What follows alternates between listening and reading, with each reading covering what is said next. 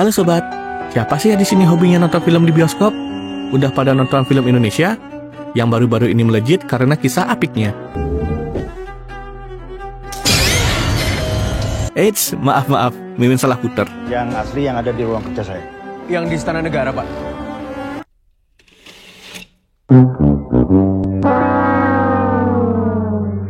Aneh banget.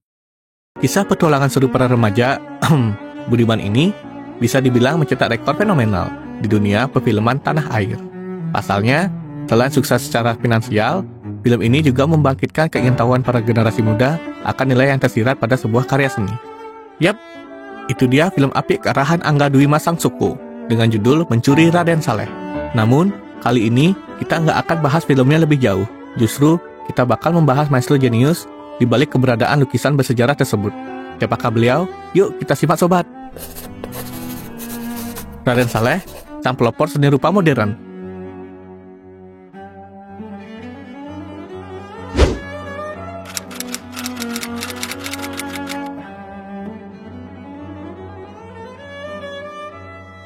Di suatu hari, Raden Saleh mendapat kesempatan untuk menjadi calon pegawai di Lembaga Pusat Penelitian Pengetahuan dan Kesenian di Bogor. Di lembaga itulah, Raden Saleh bertemu dengan Joseph Payen. Pertemuannya dengan seorang pelukis berkebangsaan Belgia yang bernama lengkap Antoine Auguste Joseph Payen sangat berpengaruh pada perjalanan hidup Raden Saleh selanjutnya. Payen adalah seorang mantan mahaguru di Akademi Seni Rupa Dordrecht Belanda. Melalui Payen, Saleh banyak belajar dan mendalami teknik seni lukis barat. Salah satunya adalah teknik cat minyak. Payen membawa Saleh ke Cianjur untuk disekolahkan sekaligus belajar melukis. Beberapa kali, Payen juga mengajaknya dalam perjalanan ekspedisi untuk membuat beberapa gambar dan litografi dari berbagai objek alam. Seringkali, Payen mengajak Saleh dalam perjalanan dinas keliling Pulau Jawa, mencari model dan pemandangan untuk dilukis. Di sepanjang perjalanan hidupnya, ia cukup lama menempuh pendidikan di negeri barat. Raden Saleh terkenal mahir melukis menggunakan teknik barat, atau lebih dikenal dengan teknik modern, bagi masyarakat Nusantara kala itu. Tidak heran, jika Raden Saleh juga dikenal sebagai pelopor seni modern di Indonesia.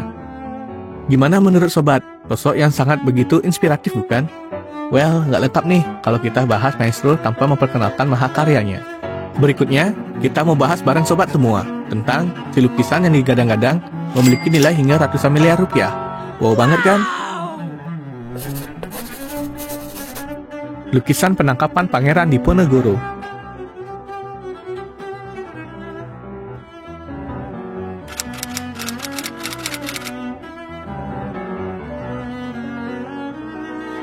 Karya ini menggambarkan salah satu peristiwa sejarah perjuangan bangsa Indonesia ketika melawan penjajah, yang diabadikan dalam bentuk lukisan. Peristiwa penangkapan Pangeran Diponegoro oleh Belanda sekaligus menandai berakhirnya perlawanan Diponegoro pada tahun 1830. Lukisan ini dibuat sebagai respon dari lukisan Nicolaas Peyneman yang ditugaskan untuk mendokumentasikan momen penangkapan Pangeran Diponegoro oleh pemerintahan Belanda. Ketika peristiwa penangkapan Pangeran Diponegoro pada 28 Maret 1830, Raden Saleh tengah berada di Eropa. Diduga, Raden Saleh melihat lukisan Peyneman tersebut saat ia tinggal di Eropa. Perbedaan lukisan antara Raden Saleh dengan Peyneman ini dipandang sebagai rasa nasionalisme pada diri Raden Saleh.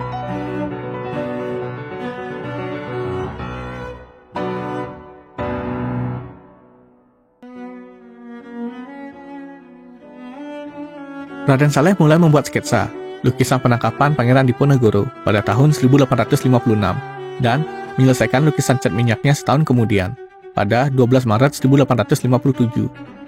Beliau mengabarkan kepada temannya di Jerman, Duke Ernst II, melalui surat dengan judul asli berbahasa Jerman.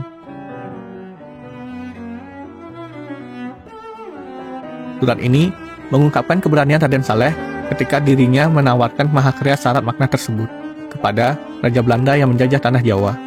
Beberapa perbedaan penting antara lukisan Raden Saleh dan Peyneman. Yang pertama, Peyneman menggambarkan Diponegoro dengan wajah lesu dan pasrah, sedangkan Raden Saleh menggambarkan Diponegoro dengan raut tegas dan menahan amarah. Yang kedua, Peyneman memberi judul lukisannya Penyerahan Diri Diponegoro, sedangkan Raden Saleh memberi judul Penangkapan Diponegoro. Yang ketiga, lukisan bendera Belanda yang dibuat oleh Peyneman tidak ditampilkan dalam lukisan karya Raden Saleh.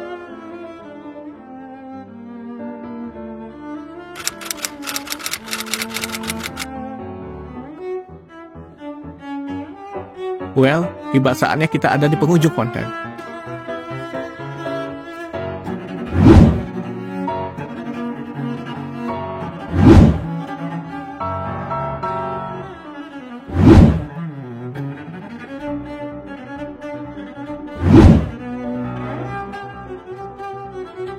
Membahas kisah salah satu maestro tanah air tentunya dapat menginspirasi kita bahwa perjuangan itu bisa dilakukan dalam berbagai media, asalkan semangat juang dan nasionalisme tidak berhenti berkobar. Perhatiin, dibuatnya tuh sangat gagah dan gesturnya tuh kayak mau nantangin orang-orang yang mau nangkep dia.